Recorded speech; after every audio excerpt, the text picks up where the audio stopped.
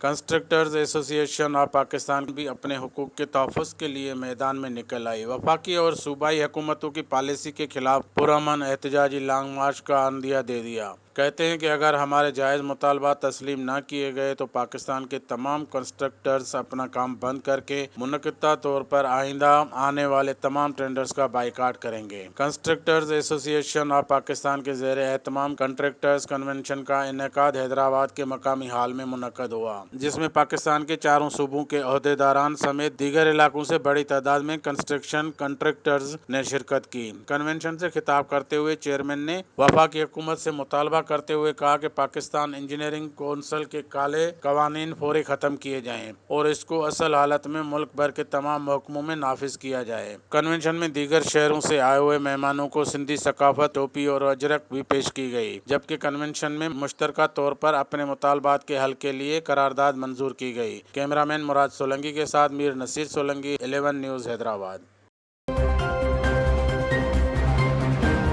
11 news